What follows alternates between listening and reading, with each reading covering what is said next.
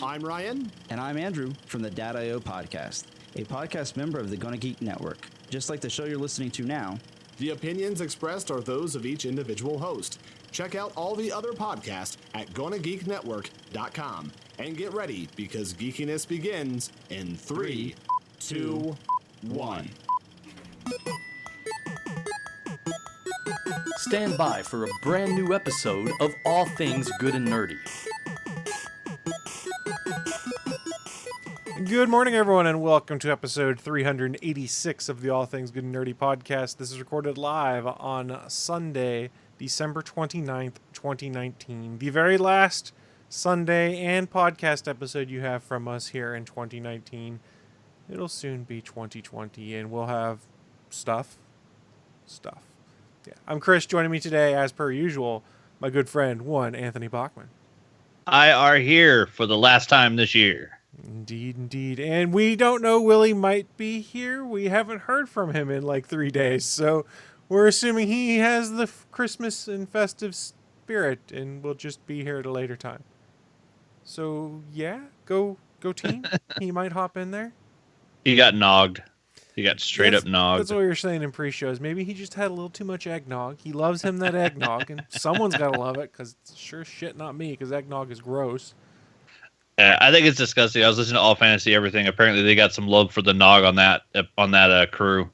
They're fans of the eggnog over there. But yeah, it's just it's too thick. It's too creamy. It's too. I like the rum that goes in it.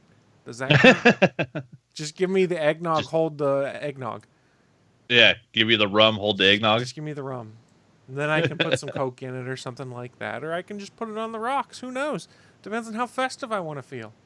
Yeah, it sounds way better than eggnog. I've never been a fan myself. Eggnog and fruitcake, man. These two things this time of year that are huge that I don't care for one bit. I think fruitcake's just a threat. Well, I think, to be fair, most people don't like fruitcake. It's just that gift that goes around. Everyone's like, oh, thanks, you thought about me. Let me throw this shit out. I think fruitcake also just has a really bad PR rep. Okay, that's probably true, too. There was like one bad fruitcake once, and then that story has just ruined all of fruitcake's reputation for all of time. I just don't think it has a very good flavor, but that's just me. What do I know? Yeah, I don't think I've ever had a really good fruitcake. I think I've tried a couple, and then it's like, at best, it's eh. I'd rather just eat cake. Or fruit. Or fruit. Or fruit on my cake. You could give me one of those strawberry cakes that has like strawberry on top of it. Pineapple upside down cake. There you go. And that's fruit cake that I would like. Yeah. That is a fruit and a cake put together, and it's delicious, but it ain't fruit cake. Yeah, we're trailing dangerously close to a comedian's bit that he's done multiple times. It's like, fruit's good, cake's good. How the hell's fruit cake bad? Put two good things together, how's it bad? Yeah, but we're not funny, so this is just organically happening. That's true. Hey, we don't have comedy here. What are you talking about? Speak for yourself. I'm full of comedy. Yeah. That's where I used to keep my beer. I keep all my comedy right here in my belly. How's that working out for you? Pretty good. I make some people laugh. So, like we were mentioning at the top of the show, this is the very last episode of 2019. So before we shut things down for the year, we do want to share some things with you guys who are watching live of what we thought were some of the best things to have come out of 2019, which will probably also then devolve into some of the worst, because we like to make fun of things. And if we have time, we'll probably talk a little bit about Star Wars, The Rise of Skywalker, where I believe we have two people with very different opinions on the show right now today. Uh-oh. They played it safe, and it was boring, I thought. But that's neither here nor there. Is your heart full of hatred? No. I thought it was fine, but it wasn't great. But so you thought it was meh Star Wars. I thought they played it safe all the way across the board, and then undid a lot of the things that Last Jedi had done that I liked. It was called Fair Star enough. We're Sorry for the Last Jedi, was what this movie was. That's not bad. That's not bad. But, I mean, let's be honest. We'll get to it at the end of the show. We'll go spoiler free on it. But the way I've tested how people are going to like the movie, when I saw it, I said, okay, when you saw The Last Jedi, did you like it or did you hate it? And someone says they hated it. I said, you're going to love The Rise of Skywalker. And if they said they loved The Last Jedi, I'm like, you're not going to like The Rise of Skywalker. It's pretty much what it comes down to. If you're someone like me who liked parts of Last Jedi and liked how they changed things up and liked some of the life lessons they might have taught with it, but didn't care for everything, there's parts of Rise of Skywalker you'll like, and then you go, oh yeah, they played it really safe. But it doesn't matter because we have The Mandalorian, and that's far superior Star Wars content. And that, I will go to my grave saying right now, is the Mandalorian is the best thing to have come out of the Disney acquisition of Star Wars so far. Ooh, that's high praise. Mandalorian is damn good, though. It is damn good. I think it's better than any of the movies they've put out so far. I don't know. Force Awakens was just a bucket of nostalgia. You like mean it was A New Hope retold.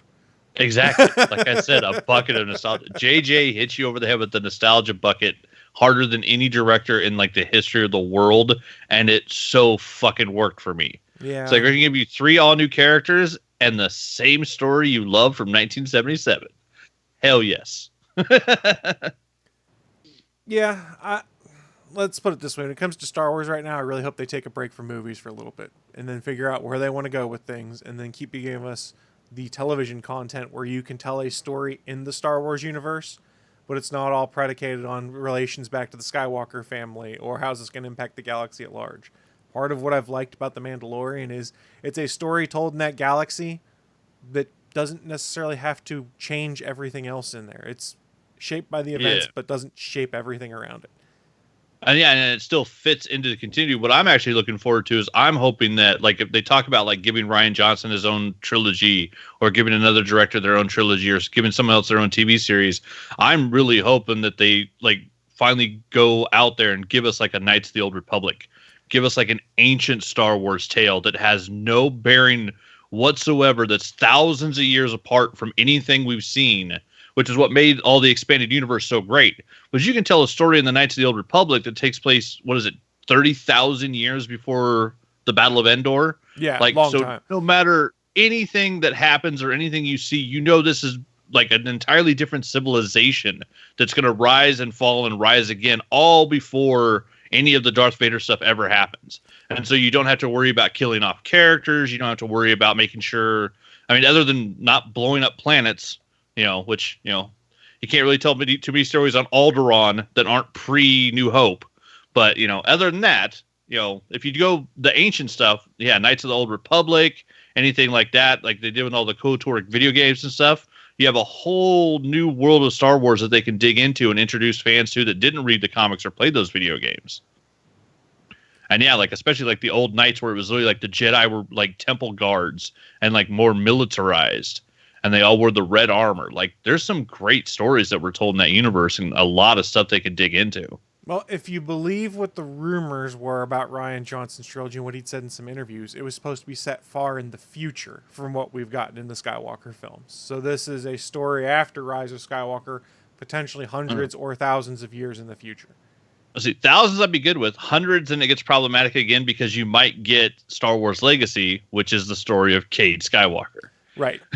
But which is a great book. I love that series. That's a string of like 90 comics that were amazing, but we don't need more movies about the Skywalkers. So the thing is, I don't know that we're actually going to get the Rian Johnson trilogy. I have no insider facts, anything like that, but if you go and look, they haven't really talked about it much since The Last Jedi came out. Rian Johnson hasn't really talked about it very much. Rian Johnson wasn't at the premiere of The Rise of Skywalker. Some could argue, understandably so, when there's an entire movie to go undo everything that you did. And Kathleen Kennedy is the one that wanted him in that job, and there's a lot of head scratching and wondering if she's still going to have that job here in a year or so, or potentially even less. Now, who I think should have her job would be Dave Filoni and Jon Favreau, but that's neither here nor there, because I think those two have proven that they have a good understanding of how the Star Wars universe works. In all honesty, I love George Lucas, and I love the Star Wars he gave us, but Dave Filoni is the father of Star Wars now. Yes. It's kind of like Greg Capullo taking over for drawing Spawn. Todd McFarlane went out and found an artist that drew Todd McFarlane better than Todd McFarlane did. And that's who Greg Capullo was when he was working on Spawn. He was a better Todd McFarlane Spawn artist than even Todd McFarlane. Dave Filoni tells better George Lucas, like, heartfelt Star Wars stories than George Lucas does. Dave Filoni has been in charge of telling more Star Wars stories than anybody in the history of the world, and everything he's worked on has been great. Yes, and he's evidently talked a lot with George Lucas about character motivations and why these characters do certain things. Because remember, Dave Filoni's been working on Star Wars since the Clone Wars. He's done Clone Wars, he's done Rebels, he's done Mandalorian, where he's a veteran of the fucking wars. He's literally been there the whole time. He's been in everything. I'm a big Dave Filoni fan, and I'm happy to see that he's gotten a transition to doing live action Star Wars now. I didn't realize that was him. Yes. He's not wearing his cowboy hat. How am I supposed to recognize him? I know, him? right? I've never seen him without the hat before. Well, I mean, it was a fun moment, too, because Jon Favreau, I didn't realize had been in the Clone Wars cartoons also. And he was in the Clone Wars cartoons as Pre-Vizsla, or however you say his name, Vizsla. Oh, yeah, Pre-Vizsla. Yeah, Vizsla. Yeah, so... That's right, yeah, I forgot, yeah. Favreau was in the Clone Wars. Favreau was in the Clone Wars. It's been...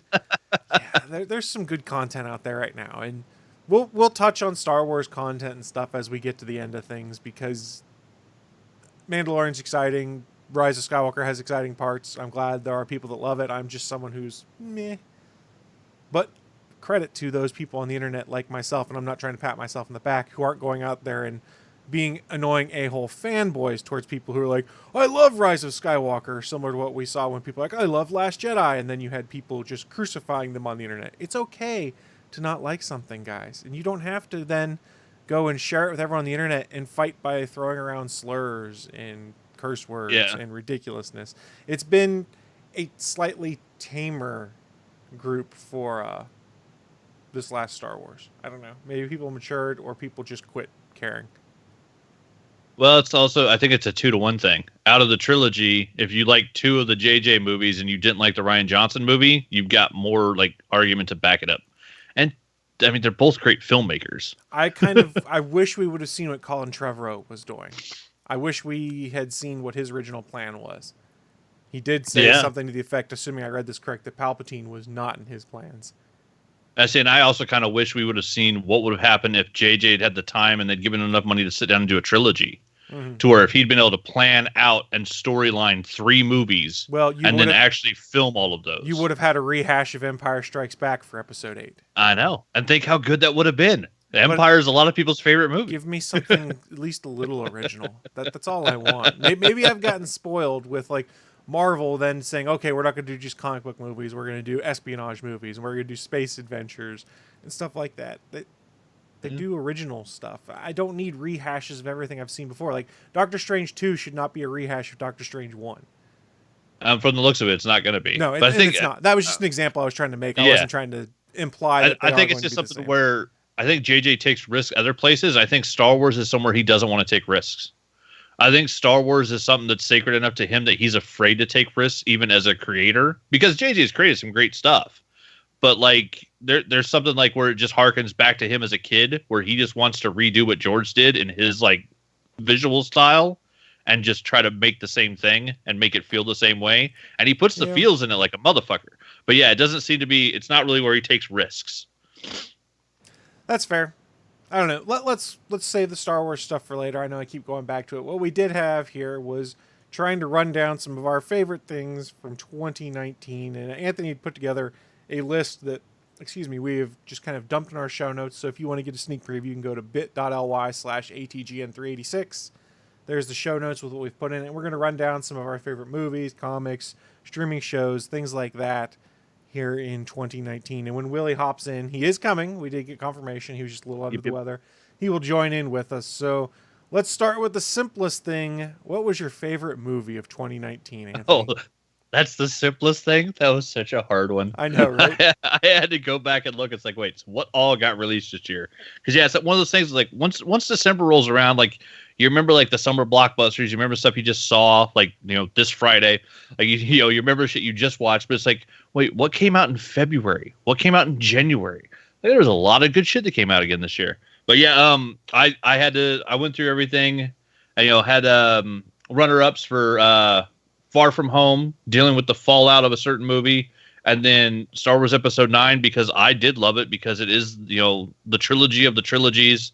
It's the 9th Star Wars film. We actually got the final 9th Star Wars film, what's supposed to be the end of the Skywalker storyline, and I actually really enjoyed it. But one company completed a cinematic feat unheard of in the history of film this year, and that was Avengers Endgame. Marvel did the largest bookend storyline that's ever happened in film.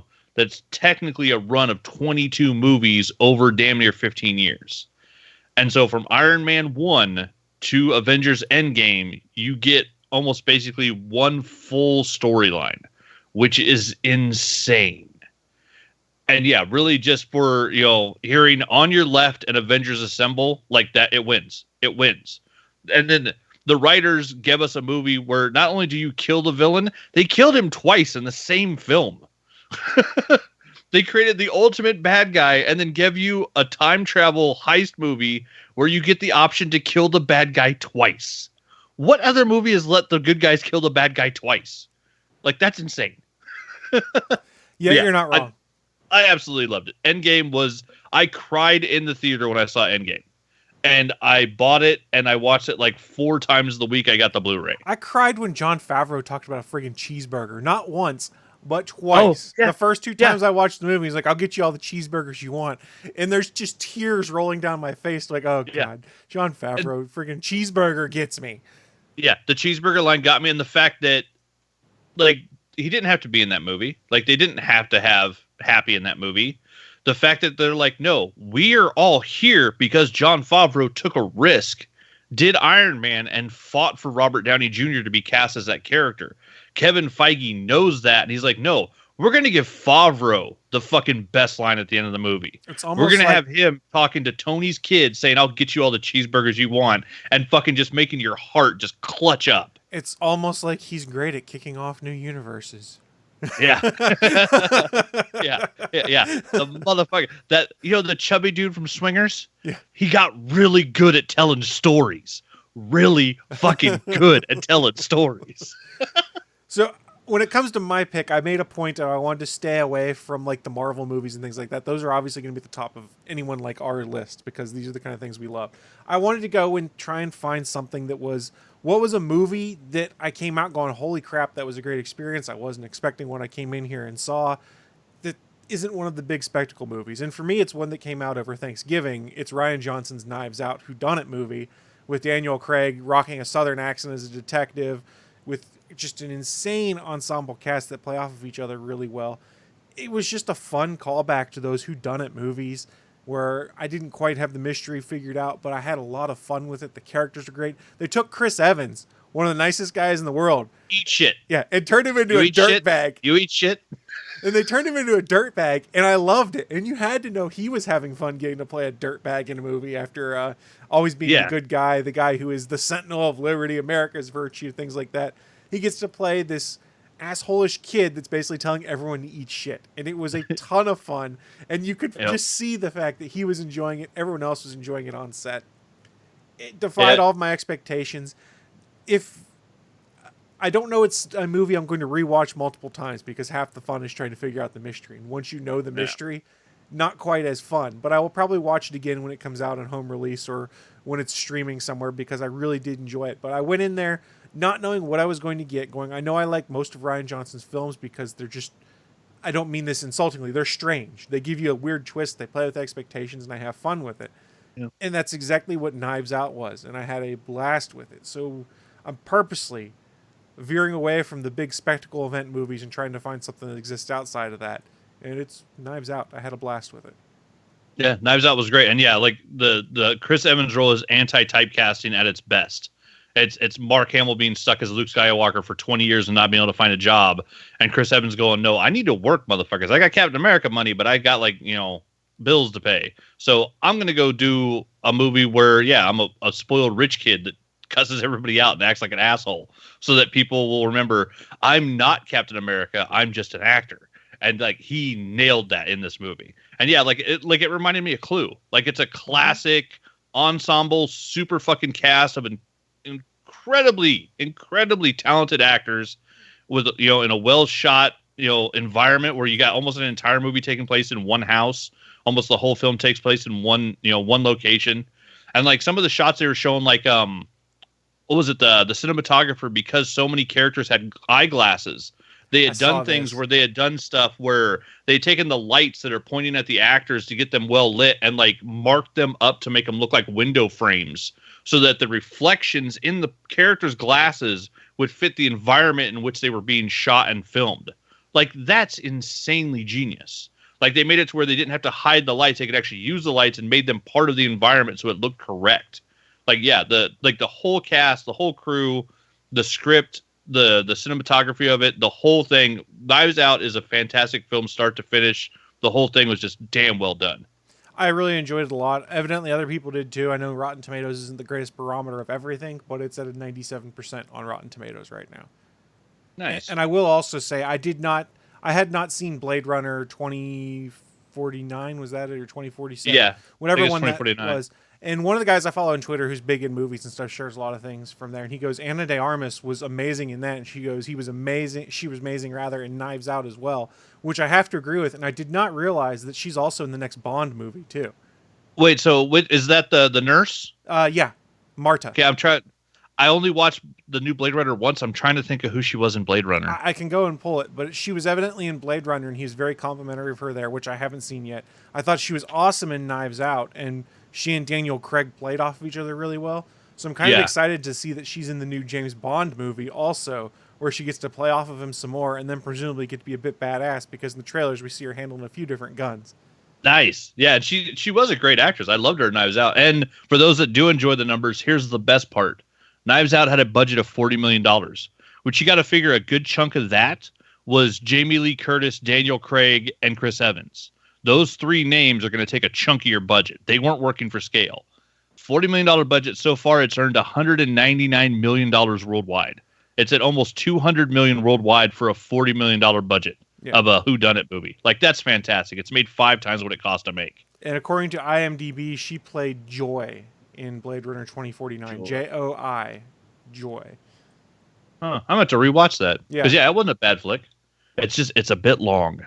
Yes, that's what I've heard. But, I thought she was really good. She was very good. She got to play against everyone in Knives Out, which was a lot of fun. And I imagine from an actor perspective, being like, I get to play against Jamie Lee Curtis, Chris Evans, Daniel Craig, all of these actors there. You're probably like, this is amazing. I get to work with everyone. And her character trait is batshit crazy for a screenwriter to put into a movie.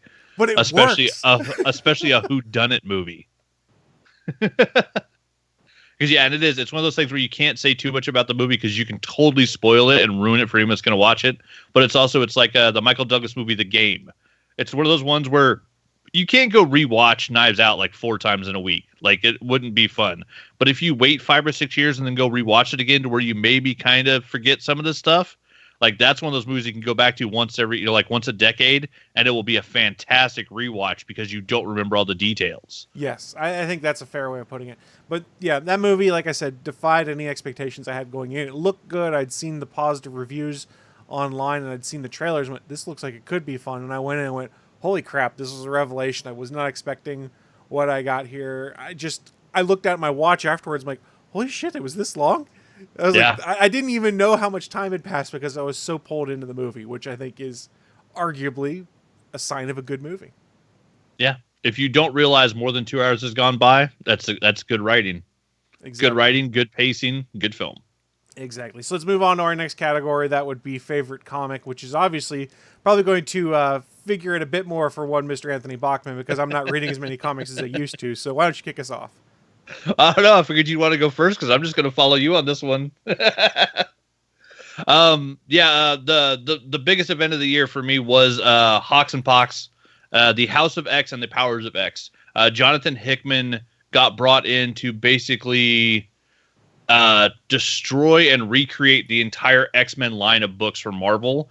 And Hickman's been known to do this. Like, he did it for the Fantastic Four. He did a version of the Avengers. Like, whenever they kind of like hand him a series of titles at Marvel, they kind of just let him go nuts. And basically every time it's been he knocks out of the ballpark. He gave us the Galactic Avengers for a while. He gave us, I think his was the Fantastic Four where they tried to make another Earth and actually like get everybody on Earth over to another planet that was a fake Earth. Like, it's some crazy stuff. And in this, like, he redid the X-Men completely from a point where all the X-Men were thought to be dead. He brings them all back. We have all the X-Men characters back, and then we have a new character which has been part of the X-Men for a while, but he introduced her as actually having a superpower which we weren't aware of, that she is a mutant but didn't know she had a power until she died. And then you find out that Moira McTaggart has, I don't know, her power is like a weird immortality legacy thing where it's not that she like can't die, it's that when she dies she goes back to her birth with all the information from her previous life. And so you get this weird character who on her second time through, like by the time she's a toddler, she knows everything that she knew as like a 30-year-old adult, which is very strange. And then she starts living multiple lives and figuring out different ways in which all these alternate futures end up ending and the mutants all end up dying. And then finally figuring out the idea of one world where they get everybody together. And it's basically getting Magneto, Prophex, Mr. Sinister, Apocalypse, Exodus, everybody together to create a mutant nation to where they will all co-rule it and then basically make the mutants sovereign again and give all mutants the right to become nationalized citizens of the island of Krakoa. And if you are born a mutant anywhere, you have mutant rights on Krakoa and have the freedom to go there no matter who you are. And I think they only really put down 2 people, because they got rid of Sabretooth, and I can't remember who else, but basically everybody else is allowed to walk around Krakoa for free. And then they figured out a way also to do strike teams to where you can send a team of X-Men off, have them do a mission, they all die, and then they get replaced with clone bodies by a group that can create duplicates. All and because of Prophex Professor now X's does big photocopies. brain. Yeah. Prophex now does photocopies of everybody's personality and their memories on a daily basis, and keeps updated copies of everybody, which is super fucking creepy. So I guess technically now all the X-Men in the new books, they're all copies of the X-Men strike team that died taking out the Sentinel Forge that was orbiting the sun, that had a giant like master mold kind of crazy thing going on. But yeah, just batshit crazy redo of the whole world where you now have mutants are their own nation. They're fighting for sovereignty. They're fighting for a spot in the UN. And they're offering drugs to all of humanity that can like extend your life, can cure almost every known disease. And I can't remember what the third one does, but it's like, it's utterly ridiculous. They just said, okay, we're not, like fighting's not working. We keep losing. We need to actually become something. And they basically form their own government and then form their own financial manufacturing drug company. It's like, okay, so as a drug company and a government, we'll be able to be okay and like stand toe to toe with the other nations. And it was just batshit crazy. It was so much crazy and so much detail. And Hickman came up with an entire new language that's the Krakoan language. And like you can actually read part of the comics once you figure out the language. And there was stuff that like there was promos that were sent out on Twitter and stuff that once you cracked the language code, it was actual information about the upcoming comics. And then after Hickman's part was done, they relaunched all the X-Men books with Excalibur and X-Force and X this and X that and X blah blah blah blah blah. Everything. Yeah. And honestly, I picked up like 3 of them, and I've already dropped 2, and the only one I'm reading is the main book, and it's a little disappointing because it's basically the Summers family plus Wolverine. And I hope they end up doing something interesting with it, but I'm not seeing it yet. It was a huge change that hasn't really had like the great payoff yet. And so I'm still like holding on, expecting that we'll get a great payoff, but it's been a bunch of crazy, and it was really interesting.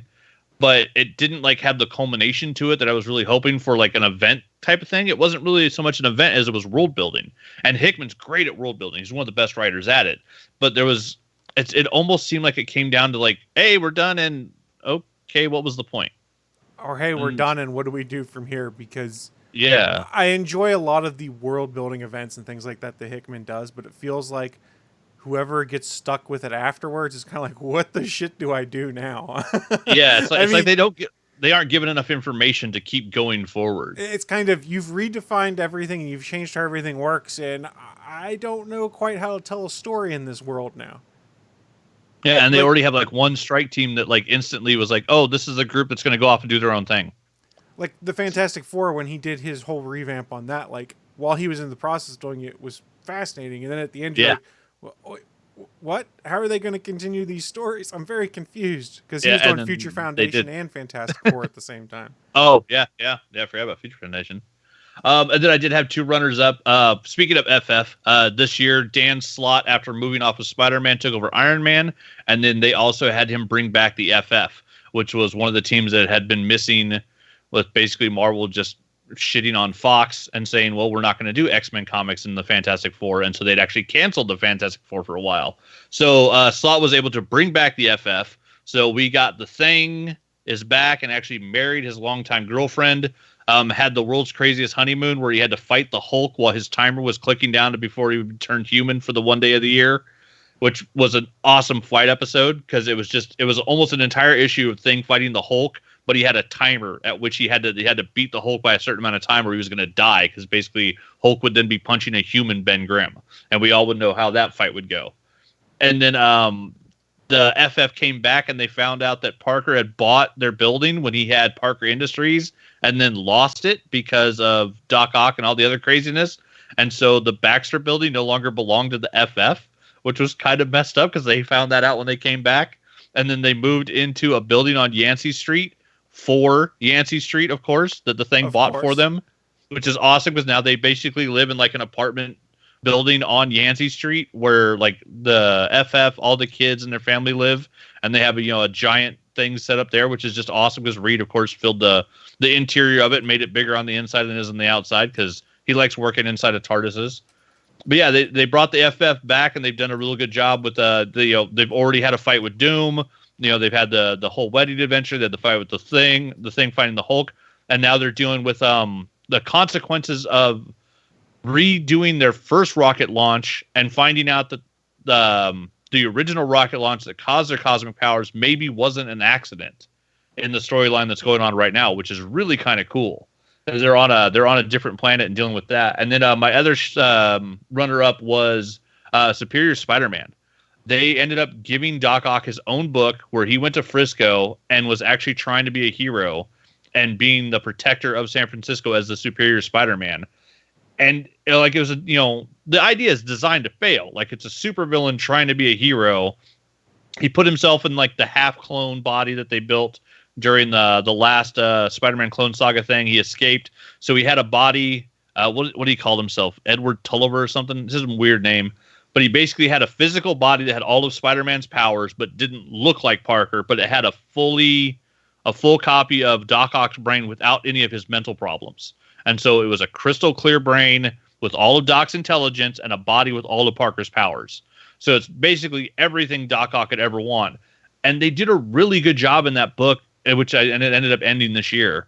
But they did a really good job of that book of him showing like how far he was willing to go to actually protect people, where he would be kind of villainous to protect the citizens of Frisco. And so it was cool to see him as basically playing like an anti-hero, almost like the Punisher, where like it wasn't running around murdering people, but like he fought a team of supervillains, and then instead of fighting them, he just bought them and put them in his employ, and then said, if you guys do this, this, and this, you'll get paid. And they're like, all right, fine, we're villains, we like getting paid.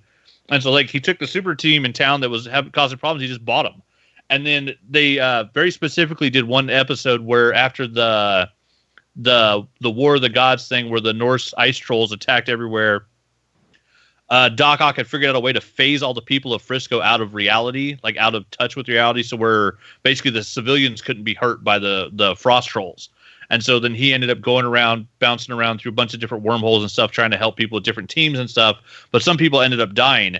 And the follow-up issue was great because you had Doc Ock basically pissed because he couldn't figure out why he couldn't save everybody.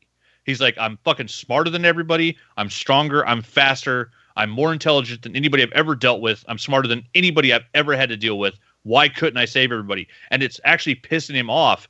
And that was the issue that they brought Peter Parker in to visit him. And basically Parker has a talk with him.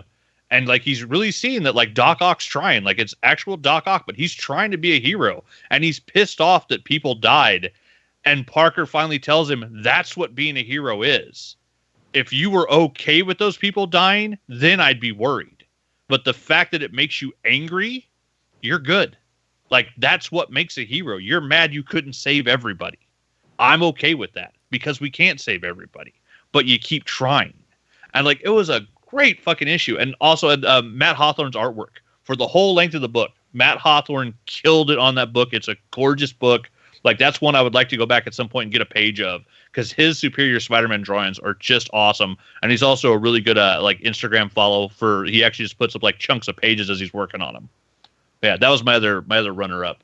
There's some good comics this year. I went with the X-Men revamp by Hickman too, just because it was mind-boggling what all they changed and tweaked and messed around with, and you went, well, this has got potential going forward. And I haven't read a ton since he finished doing that, but to hear it's not going as far as we'd hoped, that might be a little disappointing. But I do have some good news, ladies and gentlemen, if you're watching live.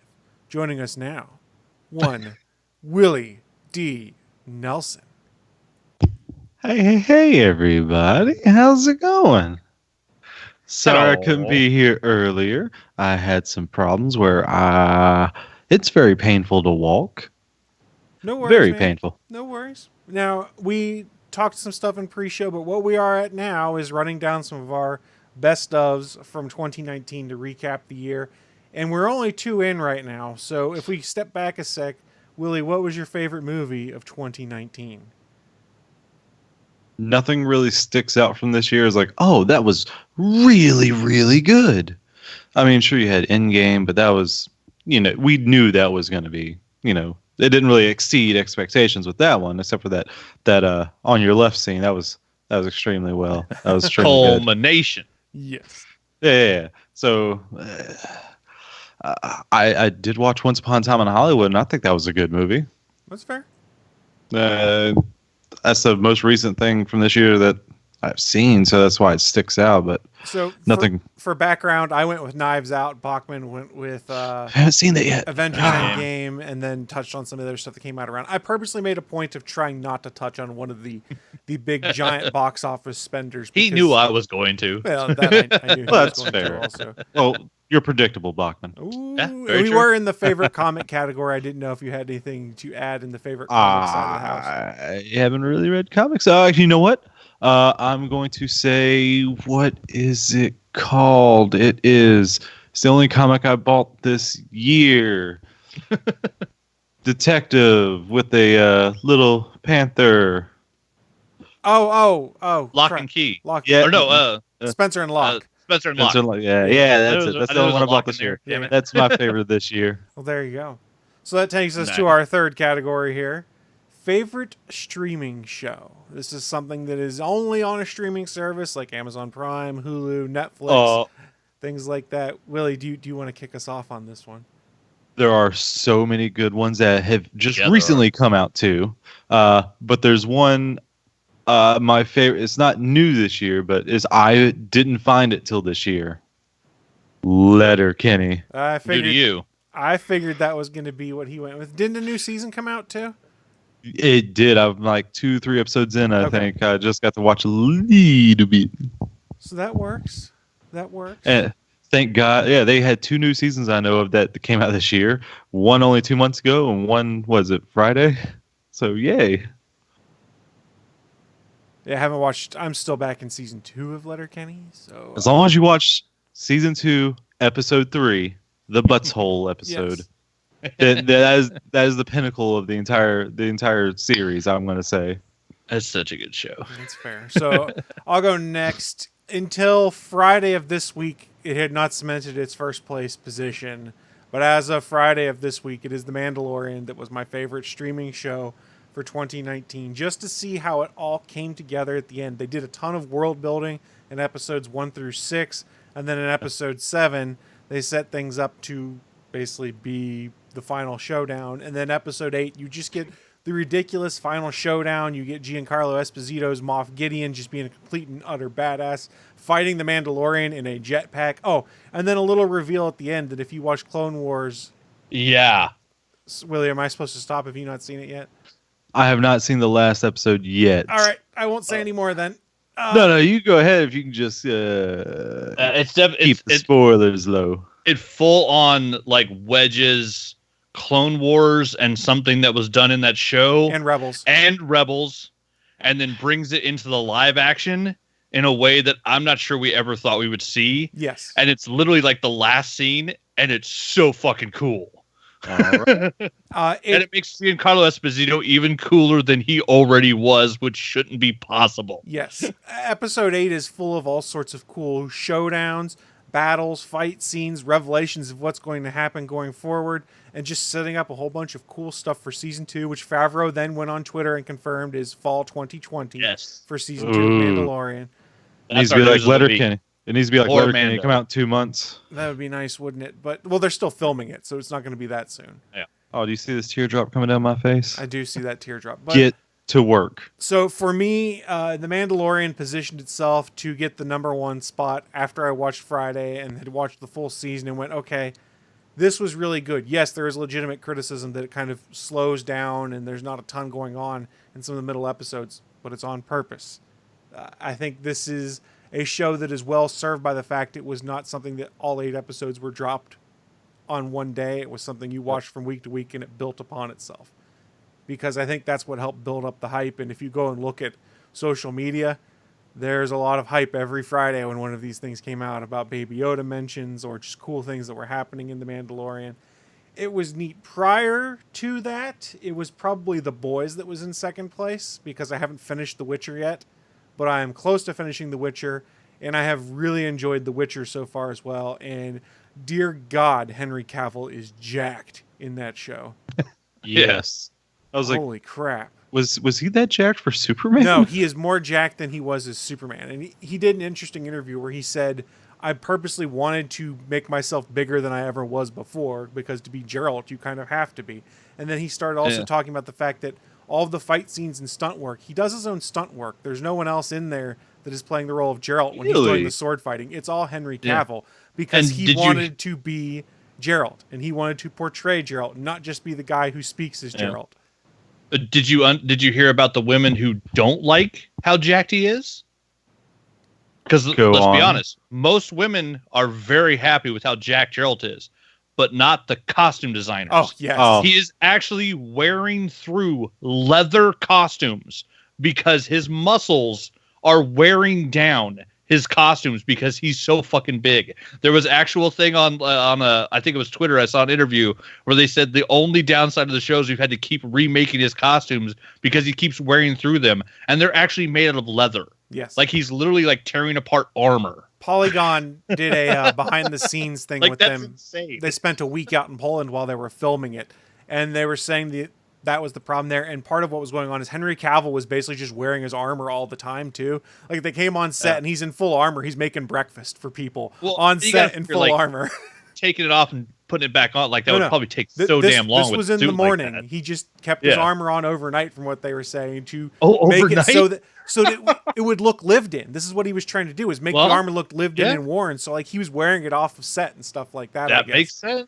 And to also piggyback on top of that, kudos to the costume designers for actually making it so he could do that. Like, let me make some breakfast for everybody, stuff like that. Like, they made it enough where he can move. Yeah, and it's a fantastic looking outfit. Like that outfit they got for him is fucking great. He looks like a video game character. Like he looks awesome. Now, one thing to keep in mind with this, and the showrunners have said it, including the writer of the Witcher books, is that this is not the video games. They will not be adapting anything out of the video games. It is an adaptation of the books. They're making is that what they're this making series it is? The very books? Clear that the video games do not tie in to what they're doing here. This is based off the books, and the author of the books has basically said Henry Cavill is Geralt of Rivia. Nice. Well, in all fairness, I started watching the series after I saw Rise of Skywalker, so I got home at like 1 o'clock in the morning that night, and I was super tired, and like half an hour into the first episode, it was just too much talking, and I went to bed. So I've only seen the first half hour, and I never played the games, but what I've seen so far looked great, so... The only thing that I would put as a strike against it, for lack of a better term, is that they're doing a lot of world building, it seems, to set up season 2, because you get stories about Ciri, stories about Yennefer, and stories about Geralt, and they haven't crossed over much until episode 5 when you start having Yennefer and Geralt interacting. And what they're building towards when you watch episode 1 is that Ciri is going to Geralt. He's supposed to protect her, things like that. You don't get that, I guess, from what I read, until like the very end of episode 8 to basically set up season 2. So season 1 is a lot of setup for where they're going with it.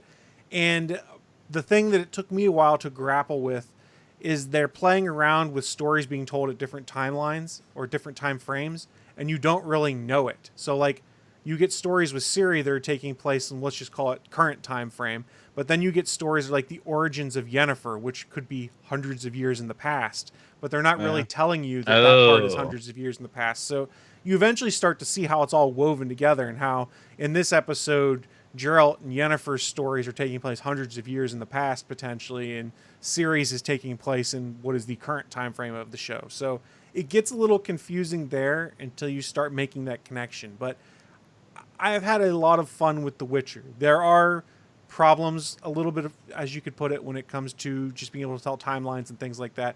I think one of the funniest reviews I saw was Entertainment Weekly that was just like, we don't understand why there's an orgy scene here. And I was like, well, why not? Because they can. I mean, I don't think they really knew when they put it in the video game too.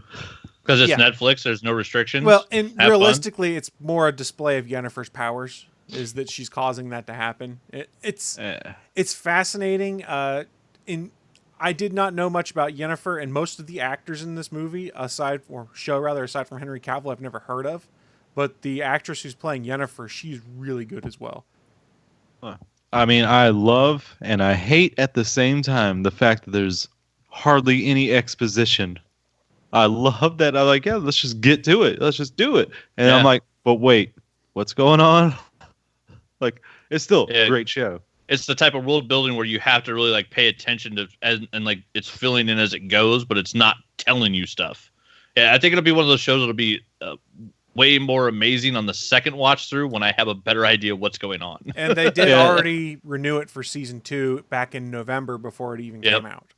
And did you hear that someone else wants to be in season 2? That is true. Mark Hamill potentially is petitioning for a role because there is a character everyone's like, man, this would be really good for Mark Hamill. And he said something on Twitter, I think, to the effect of, I don't really know who this character is, but I would totally do it.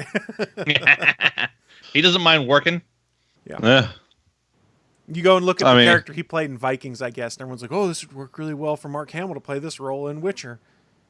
Yeah, I mean, what else has Mark Hamill done besides Star Wars? I mean, and don't say The Guyver.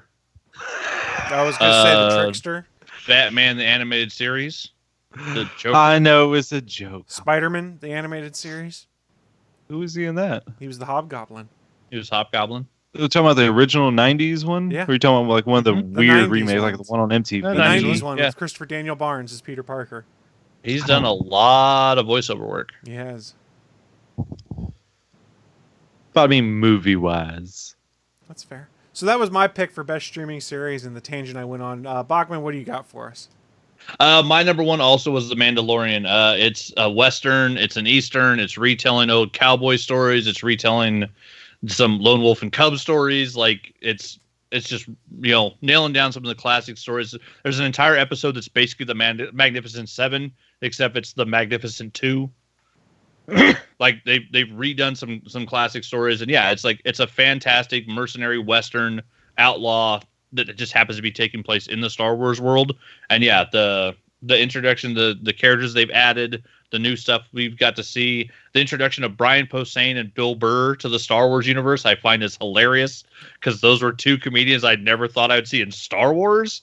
And yeah, those two goofs, like it's so awesome. And Bill Burr is just like the world's angriest mercenary. Just works. Like it just works so good. He was hilarious in that episode.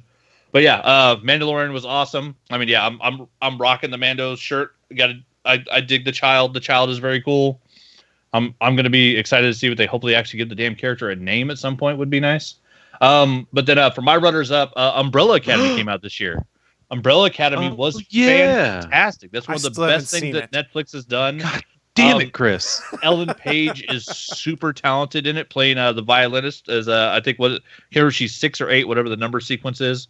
But yeah, all the actors they got for that show, it's great. They did some amazing special effects. 6, 7, 8, I can't remember. I think she was 7. She might have been 7. Number 7. But yeah, that was a great show. They did a good job, and it's one of those ones where I can't wait for it to come back because damn, they did some cool stuff. I wish they ended it one episode early. Because that's too big of a cliffhanger. They left on that a little bit of cliffhanger, like, oh, that's cool. But the next episode, you're like, no, you get in on this. It's a good cliffhanger. What's wrong with you? And then, I loved The Boys, fucking Billy Butcher. and the whole crew, like they did the boys just as violent and as bloody as it should have been from the get-go. The artwork they put in the show is awesome because Derek Robertson's artwork's being shown to the world, so the people that didn't read the comic are still getting to see his art. And yeah, all the actors they cast in that, like from the dude that plays Homelander, just being a perfect psychotic Superman, the girl playing Starlight, Carl Urban as Billy Butcher, and his ridiculous accent. Like, it's so perfect. Like, everything about that show, it's just as enjoyable as you want it to be if you were a fan of the comic, which, you know, it's violent and bloody and crazy. And then also on Hulu, the one that I loved and could not wait to watch every goddamn episode, Wu-Tang, an American Saga. The creation of seeing how the Wu-Tang Clan came together as a bunch of kids living the boroughs in New York. And the actors on that show are just phenomenal. The guy playing Bobby Digital, who will end up becoming the RZA, the guy that's playing a young version of Old Dirty Bastard, the dude that's playing Shotgun that becomes Method Man. Like, the actors they got to play these roles are just so talented. And the show, like, pulls no punches. Like, you know, you got cops murdering people in freaking, I think as either Brooklyn or Staten Hill. I can't remember where the hell they were when that kill happened. But like, the show is insane, and it shows you just the craziness that these guys went through growing up where they did, and you know, some of the shit they had to deal with. And like, it was a fantastic show, and I can't wait to see what they do with the next season of it, because like, it's not done yet. And so yeah, that was a good. I'm thinking they probably won't get more than 2 or 3 seasons, because at this pace, I think by the end of season 2, you will be the Wu-Tang Clan. But yeah, just some of the background info, and of course, you know, it's fictionalized for TV to make certain things, you know, more entertaining or whatever. But like, yeah, these guys went through some crazy shit growing up, and so seeing that the Wu-Tang Clan became what it is, like, it makes a lot more sense to me now how they all came together to do what they do as this giant rap group. But yeah, great show, just great show, super fun to watch. I will have to go check that out. There's a bunch of stuff that just looks really good. I can't watch it all. And yeah, go ahead. Let us not forget. Toss a coin to your witcher. I was waiting for Valley of Plenty. that song has been stuck in my head since I saw it. And then of course they play it throughout the entire credits. And I was like, I guess the composer who did that, she put it up on her SoundCloud for free. You can listen to it there. It is also available on Spotify, but it has not hit any of the other music services yet. The Witcher soundtrack. Well, let me just add it to my playlist right quick on Spotify. That's my fine. main Just play don't play mix. it. So you don't tell me how to live my life. Well, you can't play it during the show. Let me rephrase, because we'll get taken down. But feel free to toss a coin to your Witcher, or to your favorite podcast. Podcast. There's a playlist. I just want a song. Who does it? Well, while you're looking for that, let's move on to the next category, which I'm not sure how much I can contribute here without getting into politics, so I will not contribute in this category, but his favorite book for 2019. I've been reading a lot of political books and investigative things that tend to touch on politics, and that's probably best to dodge for coverage on the podcast. And then most of the other things I've been reading aren't really new books. It's old stuff I've been reading, like the Knights of the Old Republic Darth Revan book that I picked up for 99 cents and stuff like that. So I don't really have anything current I can contribute for favorite book of 2019, so I'll toss things over to Bachman, though.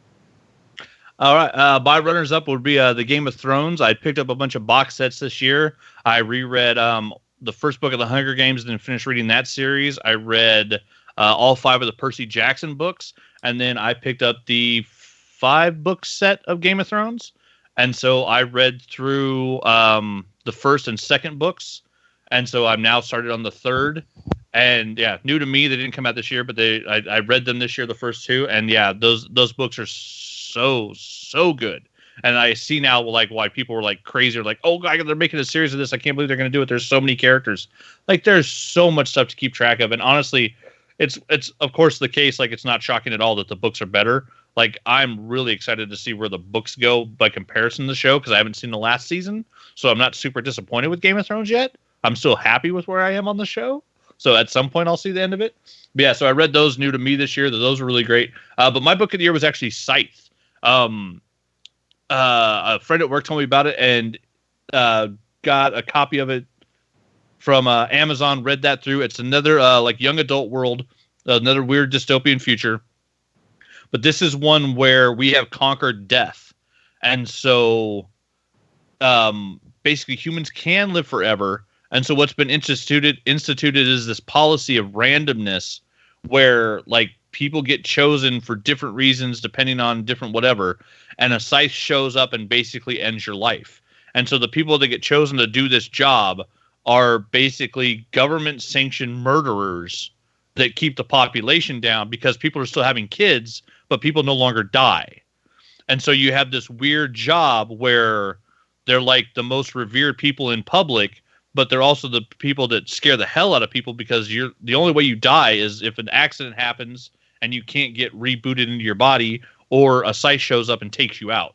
And so then you get this, the main character taking on 2 apprentices at the start of the book, and just, crazy shit happens. But like, it's a really cool world. Apparently the 2nd and 3rd books have already come out. It's one of those ones like, I can't imagine it's not going to be the next Hunger Games or Harry Potter. Like, I have a feeling we're going to see a trilogy of movies about this announced at any point, and they'll be coming out and doing like a 3-movie series. But yeah, it's another really cool young adult dystopian future. But yeah, this one's got some crazy stuff in it because you have a guy taking 2 teenagers and teaching them all about like every different type of weapons known to man, poisons, martial arts, like every different way you can kill somebody. And then as a scythe, you choose how you take people out. So once you decide to kill somebody, like there's people that like will literally sit down and have a meal with them and poison them, and then they slip away and they're gone. And there's other scythes that are fucking kind of psychopaths and will show up to a building with a flamethrower and just murder everybody with a flamethrower because that's what they want to do and that's their job.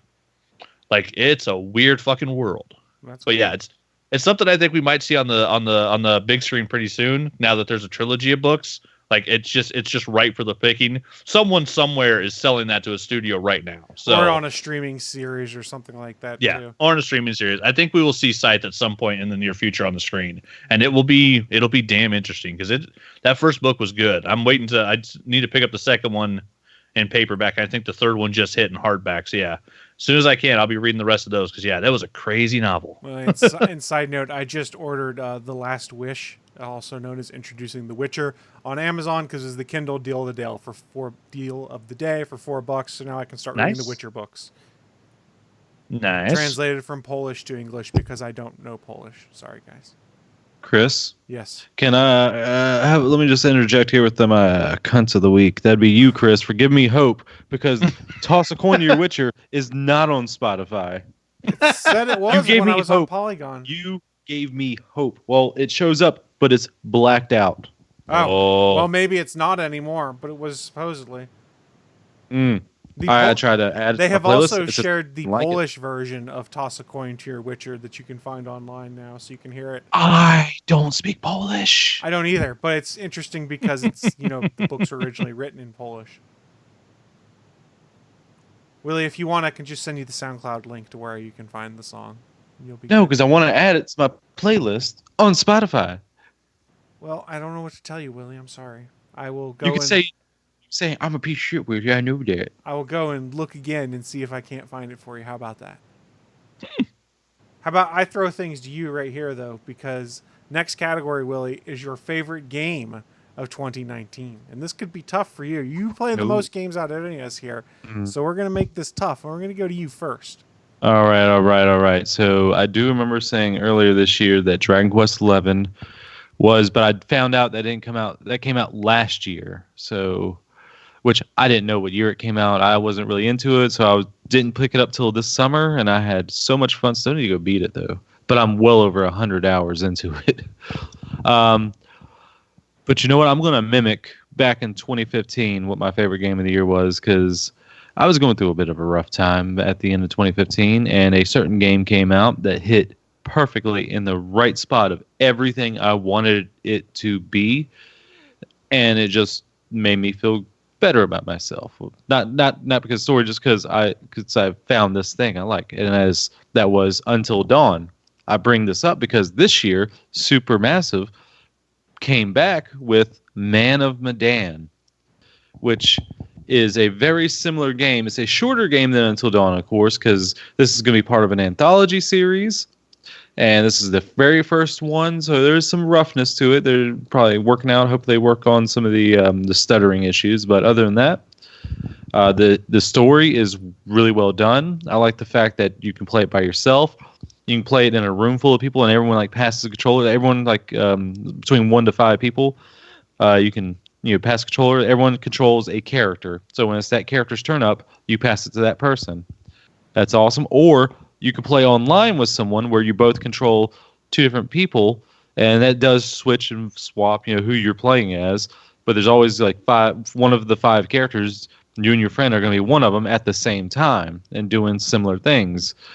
And apparently recently they introduced a friend pass thing where you can send out like something where they can download it, or somewhere a friend that doesn't have it can download it, and you have one full playthrough you can play together with it. That's pretty cool, the friend pass. They did a buddy pass thing with the last Wolfenstein game, which was similar too, that you could basically give a free online version to your friend. So I'm looking forward to the next one. I can't remember the title of it. It's Little something, I think, off the top of my head. But I'm looking forward to that. It has the kid from was it Meet the Millers or Were the Millers? We're the Millers, I think. I don't We're know. the Sure yeah, he's the We're one the who Millers. says he's the kid who's going, wait, you guys are getting paid? It's that guy, that actor. I can't remember his name because I don't think I ever learned it, but I know it's that guy. There you go. That is an interesting pick, Willie. You're not going to like my pick. Is it Fallout 76? It is not Fallout 76, but what it is, because I just have to go based off of the amount of time and the fun I've had playing said game. It's Pokemon Shield / Sword. I've got 80 hours into it right now. I've had a ton of fun playing it with Willie, playing the game with my wife, playing the game with raids online, just trying to go through and catch all of the Pokemon. No, it does not have as many Pokemon as some of the other games. I understand there's a lot of people that are complaining about that on the internet. I don't care. That doesn't bother me. I've got 80 some odd hours in on this game. Might be close to 90 now. And I've just had fun with it. Even if it's just a matter of sitting down and doing a bunch of random raids trying to catch weird stuff or exploring to find strange Pokemon. There's not a ton of post-game content, but the online capability, while it may be semi-broken, when it works, leads to some fun stuff. Willie can attest to the fact the online sucks sometimes when you're trying to raid with people because your feed doesn't refresh often enough to show people, or sometimes it doesn't refresh at all to show you Dynamax raids, and it's super annoying. Hopefully they put a patch out that fixes that, but my understanding is Game Freak doesn't really patch very often unless it's a critical issue, and this is more annoying than critical, so I doubt we will see anything extra when it comes to Pokemon Sword and Shield there. But I've had a lot of fun with that. God, if I had to give honorable mentions, this is tough. 76. Yeah, that's a dishonorable mention. I really did enjoy Jedi Fallen Order, but I've only got about 6 hours into it, so I don't know that I've got enough time to actually rate / review it, just other than just to say I've really enjoyed it and it's fun. And I did see there was a slick deal. Now you get it for like $36 at Target. You have to do store pickup or whatever, car pickup or whatever, but they'll give it to you for like $36, I guess, which is kind of cool. I'm not sure. It might be cheaper right now until the 5th of January on the PSN to download. Yeah. I think. I'm not sure because I know they're doing a big sale. And that's one of them. I can't remember how much it is, though. So sorry if it's not cheaper. And I don't think Marvel's Spider-Man on PS4 came out this year. I think that was last year. Yeah, that was last year. That was last year. So perfect. That keeps me out of trouble there. So right now, it's Pokemon Sword and Shield based off the fact that's what I've played so much time into. There's probably other games that you could argue are better games, but this is the one I've had the most fun with this year so far. Just the fact that it has so many, not problems, that's the wrong word, but it's just... It could have been so much better. I'm not even talking about the full Pokedex thing. That's not it. Just like the online thing, just like some of the ways to catch some things. It's just like the story even was just like, most of the story was just like, hey, there's something awesome going over there. Don't worry about that. You continue on getting those gems, little kid. Go on. Don't worry. We'll take care of this until the very end. Am I wrong, Chris? You're not wrong. But I will say I had a ton of fun playing the game. And that's honestly... Oh, I'm not going to take that away. That's honestly what it came down to for me when I had to pick my favorite game this year is what is the game I've had the most fun playing? And it's that game right now. That's not to say there's not other games that are technically better or would review with higher scores, because I'm sure there are. But for me, this is just favorite game should be categorized as me as the game I had the most fun with this year. Fair. What do you got for us, Bachman? I think mine was the same thing. It was the game I had the most fun with. After Anthem. I had a little tiny bit of fun. I had a tiny bit of fun with Anthem. One step forward, 3 steps back. I'm gonna try it. I picked it up when it was like $5 at GameStop. It is installed on my Xbox. I just haven't played it yet. $5. It is a beautiful Iron Man flight simulator. Oh, But wait, is that your choice? No. Oh, okay. No, but I was just joking. After the problems that they had with the Season of the Skulls, their version of a Halloween event, where it was just unbelievably grindy. There's like 100 people left playing that game, and they made an event where if you didn't play it 60 hours a week, you couldn't unlock everything, which is insane to make something that hard when your game's already been shit on by basically every person in your industry. And then they turned around and did the Ice Tide, and they made the events easier, so you didn't have to work it like a job, and you could still unlock stuff. But then a week into it, decided to do an update, which then purged all progress that anybody had made on the event. And their answer to that was to say, oops, sorry, start over. We're sorry. Just think of the South Park episode where the BP oil still happens. Keep shitting on themselves. It's 1 step forward, 3 steps back with Anthem. When it works, it's one of my favorite games to play. And I do still enjoy just hopping in, jumping into free play, flying around and shooting some stuff. I still enjoy that part. And they finally did give you the ability to craft legendary items, which probably the game should have had a year ago when it came out. But no, my pick is after almost, I think it's a year and a half or so of playing the toxicity that became Overwatch and just getting to the point where I hated that game and did not ever want to play it again. A game came out with no fanfare that nobody knew was coming and rocked the fucking world and became the shooter of the year, and that is Apex Legends. My game of the year is Apex a lot to figure out Legends. what you're talking about. Yeah. Because I like doing shooters with my friends, but doing a 6-on-6 where it's specific objectives and the fucking characters that counteract other characters, like just the toxicity that had become Overwatch, where getting a fun game had become so hard, and then jumping into Apex where you only need 2 friends on your team, you have a 3-man squad, the abilities aren't so insane as they are in Overwatch to change the whole fucking functioning of the world, where you have, people doing different smaller things that boost your abilities or whatever, and then having this large open map world where you're shrinking down, battle royale style, and having 20 teams of 3 guys going in there fighting. And then the fact that it's only been a year. Apex came out in February. In less than a year, they've done 3 seasons. They did their first event and realized how poorly they priced it, and instantly turned around with the second event and did it way different. They did 2 different town takeovers in the original Kings Canyon map. And then by the 3rd season, and each season gave us a new character that you can buy with in-game coins that you earn, that you don't have to pay money for. You can buy every character in the game without giving them $1. The only thing you can't get in the game, was, certain limited skins.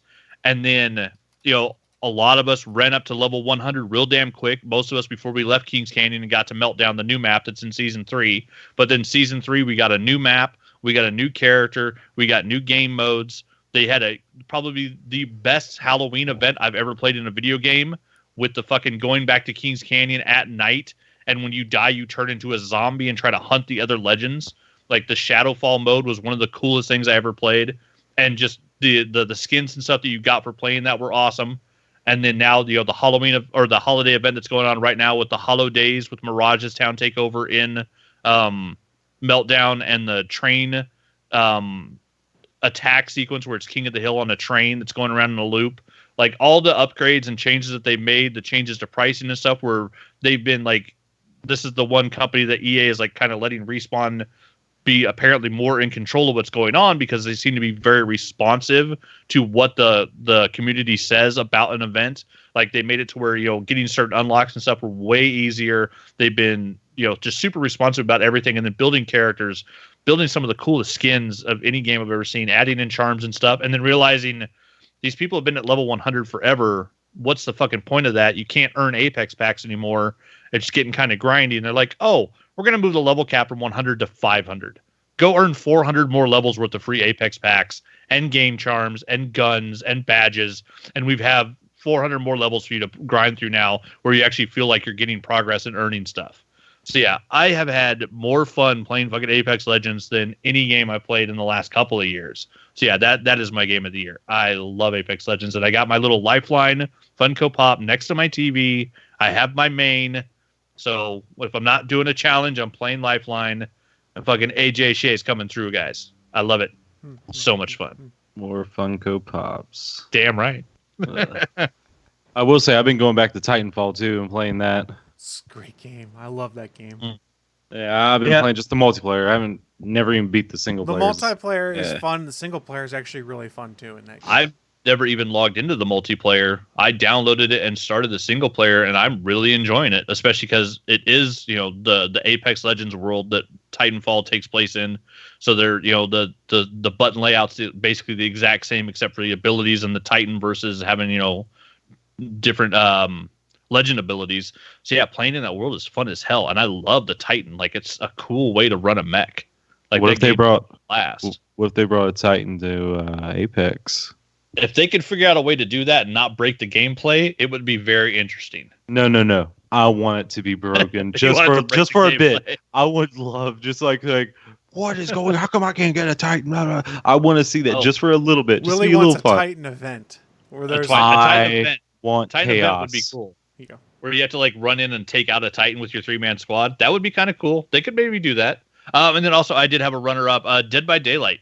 With the updates they've done, the added characters, and finally giving themselves a battle pass to give you a reason to grind that game instead of just dailies, like adding in the archive, the tome, and just a ton of free stuff that you could unlock by doing what is basically a battle pass. They just call it the Rift. That was a great update. Like, that's one of the best updates that they've had to the game since it came out. And it's made me keep playing it, where it had gotten to the point where I was like, I don't really think I want the Oni. Like, I'm not really sure I want to even get that patch. It's like, I'll just keep working on the ones I'm working on and end up unlocking all the things. It's like, oh, well, here's a battle pass. And so the stuff you're doing anyway now will earn you Rift Shards, and it will earn you more blood points. And yeah, so I've been grinding the hell out of that game. And though I'm still not far enough into the battle pass, since there's only 10 days left, I got until next Tuesday to finish it, and I'm not sure if I'm going to make it. Wait, this coming Tuesday or the Tuesday after? The Tuesday after. So as of today, there's 9 days. In 9 days, the Rift closes. So if you're not at level 70 at that point, you won't get it. So yeah, I'm gonna try to get as high as I can, and then I might possibly have to buy the last couple of levels with or excels. Yeah, Dead by Daylight's been updated. Oh, and Will Poulter is that guy's name, Willie, the actor. Oh yeah. Oh God, I was like, it took me a second to realize what the hell you're talking about. I had looked it up, but I forgot to mention it. And then It's my name. We have one last category here for favorite music of 2019. Toss a coin to your witcher. So is that song in the credits? Valley of Plenty. It is in episode 3 or 4. The Bard sings it, and then they put it in the credits after the Bard makes the song. Okay. It's pretty delightful. So toss a coin to your witcher.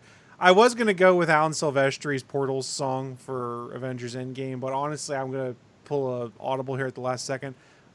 It's going to go to John Williams for the Rise of Skywalker soundtrack, not necessarily because of great love for the movie or anything, but respect. 42 years of doing Star Wars soundtracks. Respect to John Williams. He said it was his last one. The music's pretty damn solid, so kudos to you, John Williams, and I'm not really super musically inclined. Guys, I listen to music occasionally, but I do mostly podcasts. So. What is this category? I don't know of any music that came out this year.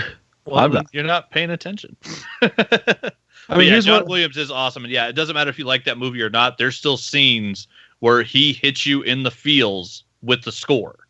Like, it's not even what's happening on screen; it's the music that's drawing you in. That dude still kills it.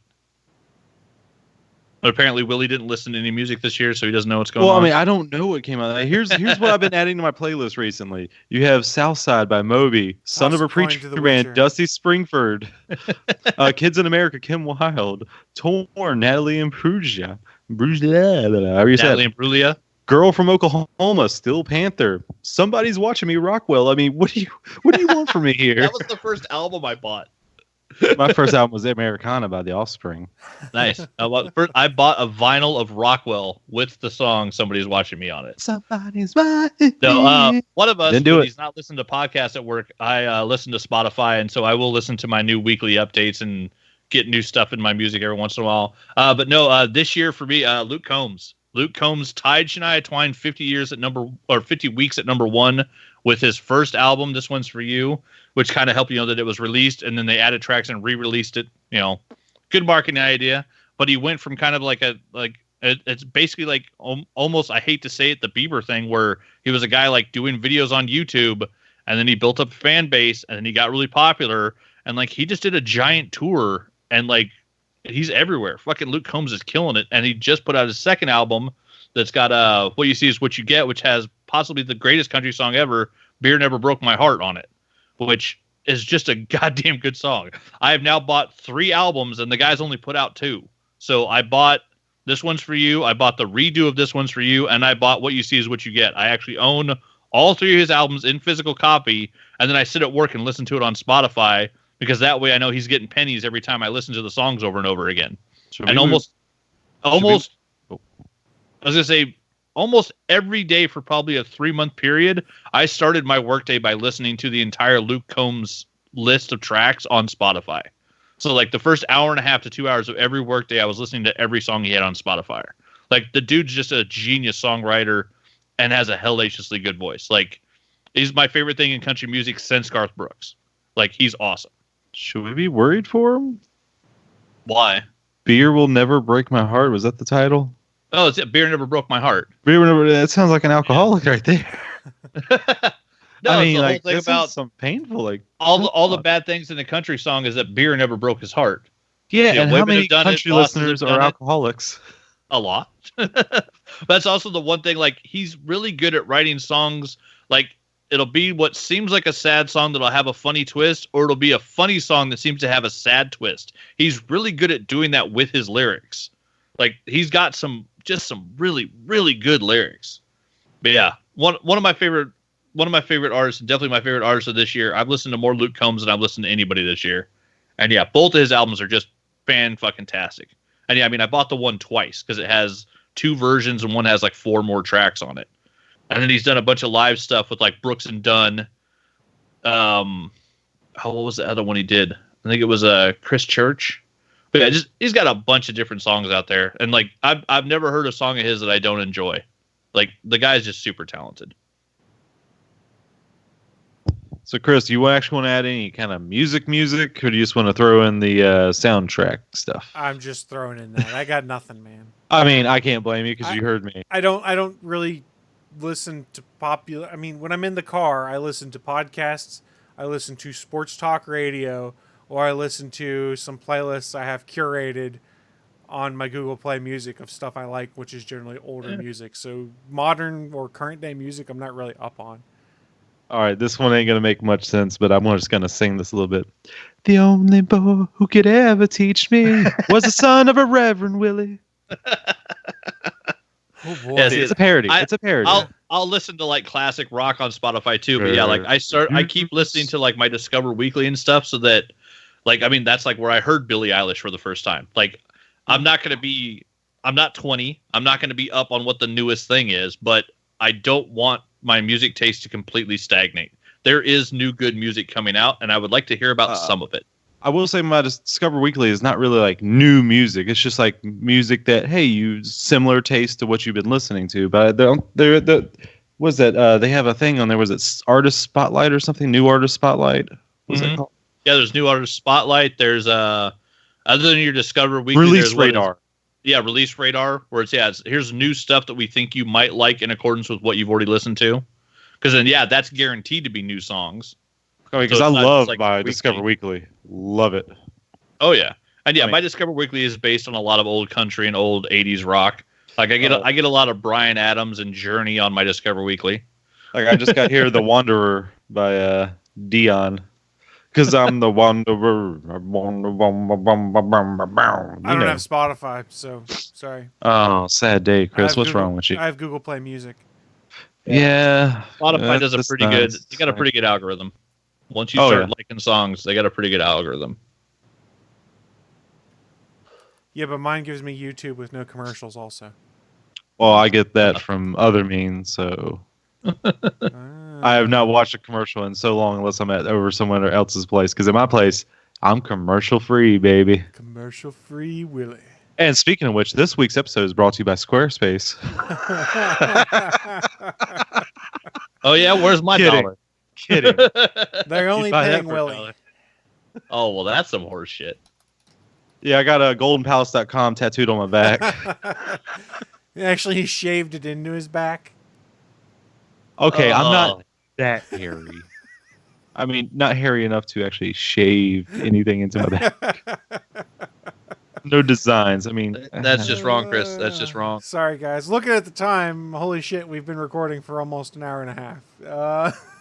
Maybe we don't have time to get to Star Wars this you week. guys have. Fair point.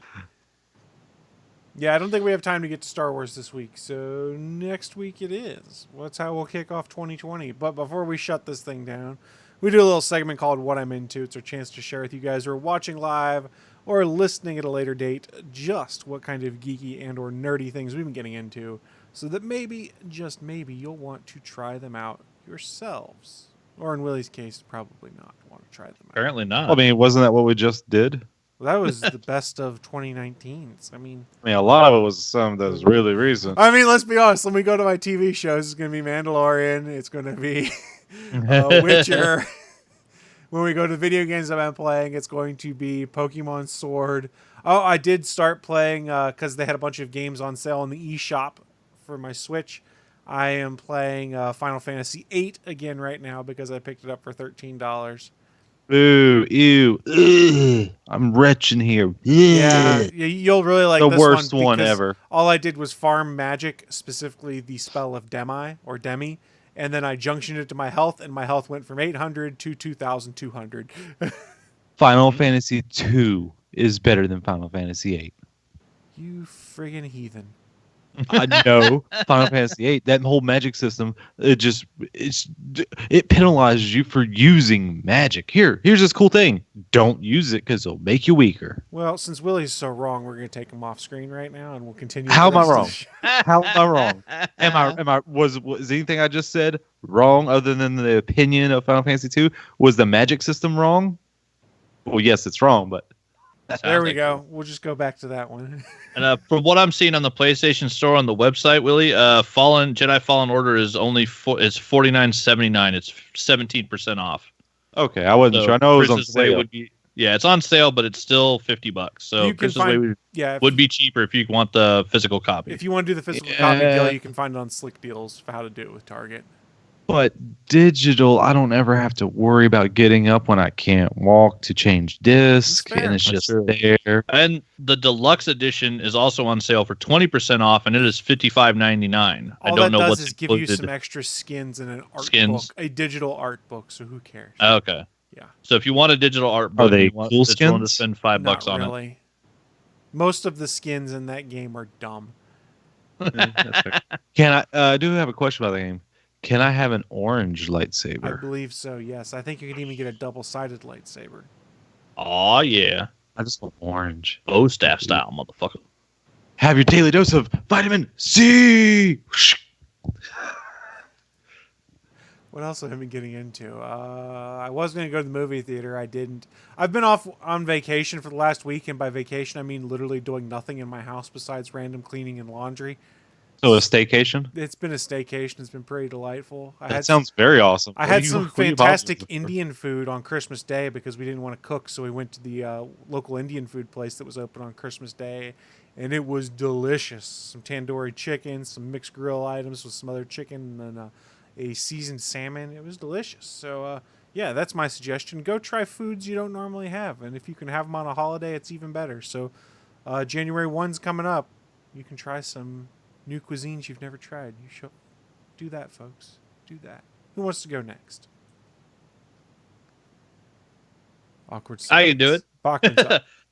I went and saw Jumanji last night, the next level. So got some chuckles in. It was goddamn funny. Can I ask a question for this? Quest. Yeah.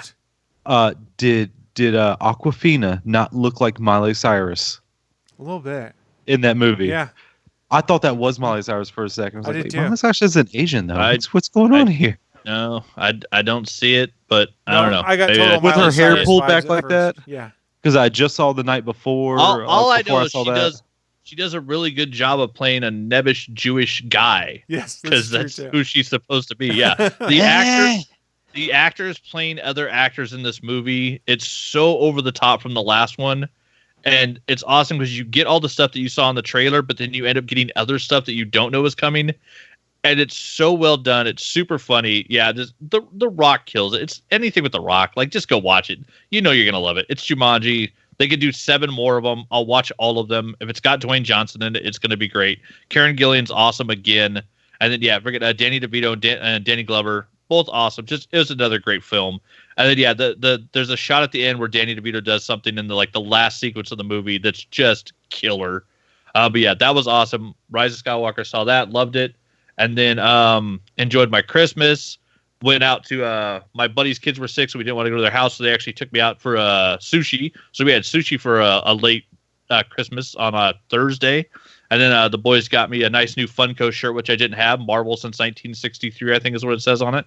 It's pretty cool. And then my lady got me the real story of Stan Lee. I don't know if you guys have seen this book yet, but it's big enough to kill somebody with. It's oversized like the artist editions, like the giant ones, but it's also about this fucking thick. And it's got to weigh 40 pounds. Like, it's huge. It's gorgeous. It's going to take me a month to read. I can't wait. But then I also found out, no spoilers, but there's a new character introduced in Star Wars Rise of Skywalker who is now my new favorite character and is even cuter than the child from The Mandalorian. And there's only one toy available that has him in it. And it's when you get the C-3PO Black Series. My lady got me this because very tiny up there next to 3PO is the world's smallest droid engineer, and his name is Babu Freak. And Babu Freak is now my favorite Star Wars character. He's a Babu Freak. He's a Babu Freak. He's super freaky. Babu Freak is my You're welcome. She got me Stanley's life story and Babu Freak, so I had a super, super awesome Christmas. That's what I've been getting into. Nice. Wrap things up for us, Willie. What you been getting into? I don't do that, first of all. Second of all, My apologies. I didn't mean to hint that you did. don't you put that bad juju on me. Let's see.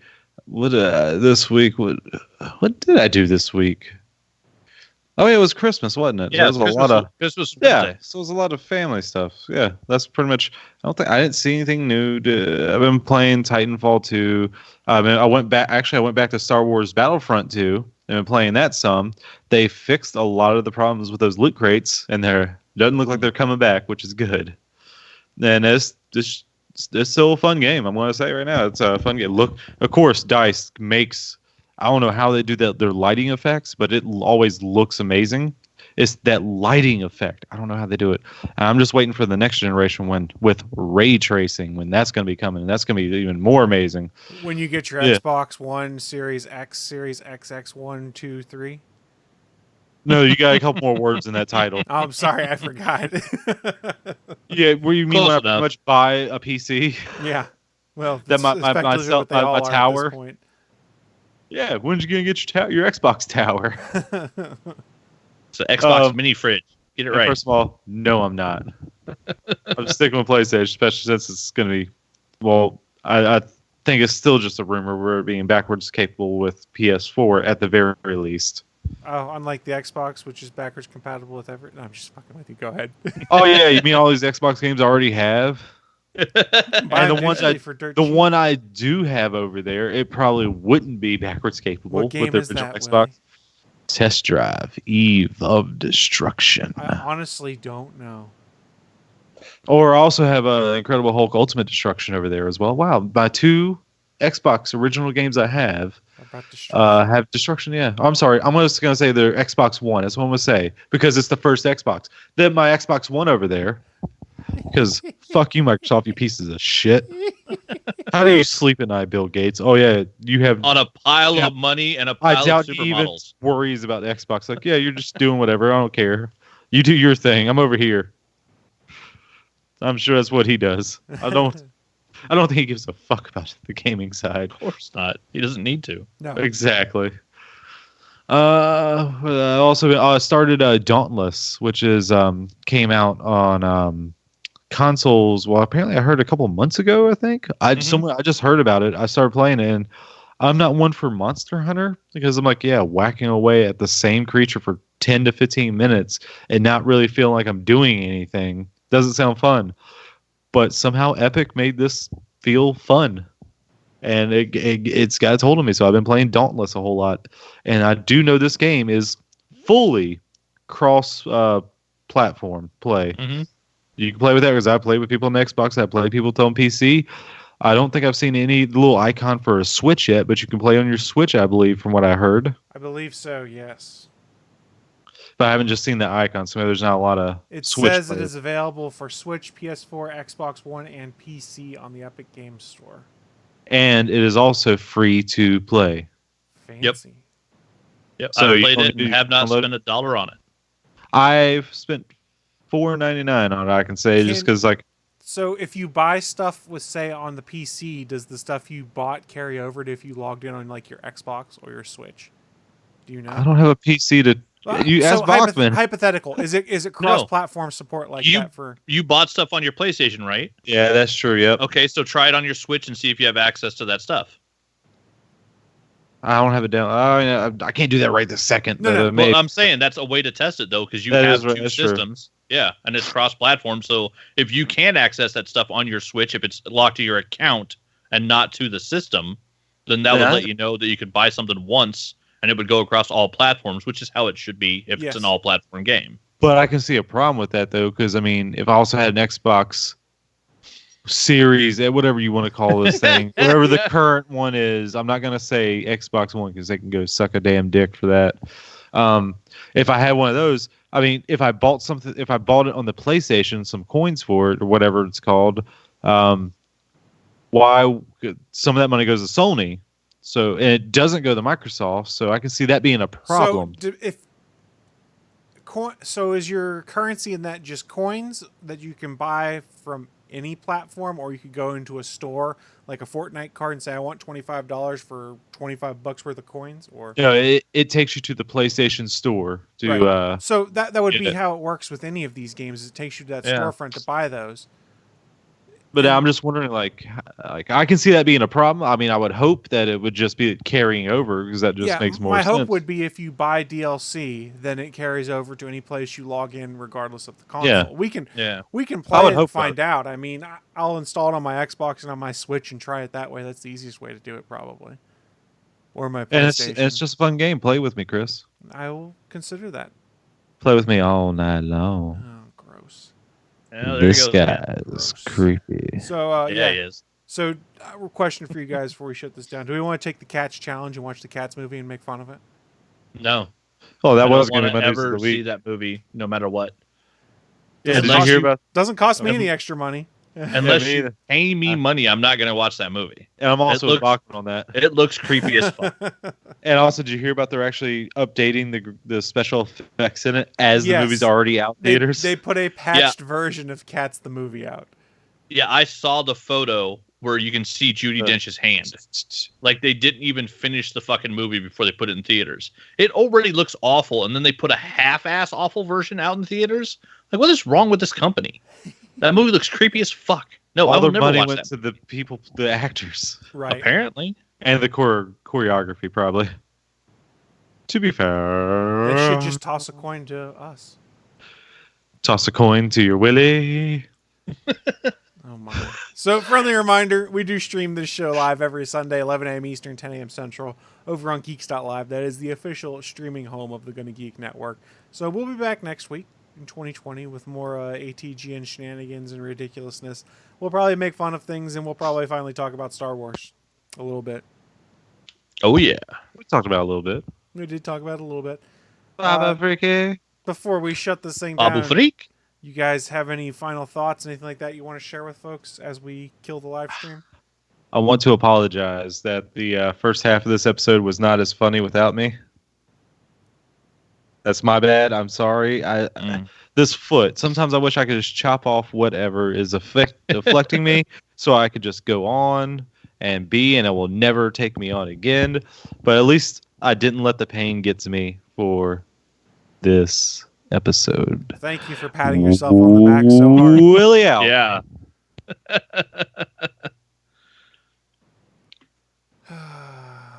Willie, I think you're Babu just Freak? stupid. I agree with Naki. We're going to shut this thing down. Thank you so much, everyone, for joining us. Thank you for hanging in there with us through 2019. And here's to some ridiculousness in 2020. We'll Bye, guys. see you in 2020. Later. Thanks for listening to this brand new episode of the All Things Good and Nerdy podcast. Don't forget, we'll be back next Sunday live at 11 a.m. Eastern, 10 a.m. Central over at live.atgnpodcast.com, channel 3 of the Awful Geek Radio app, and over at our network home at gonnageek.com/live. If you have any feedback for the show, please contact us atgnpodcast@gonnageek.com, on our hotline number at 304-806-ATGN, or even better, go to Twitter and send us a message at ATGN Podcast. The music you've heard in this show is produced by Kevin MacLeod and can be found at incompetech.com.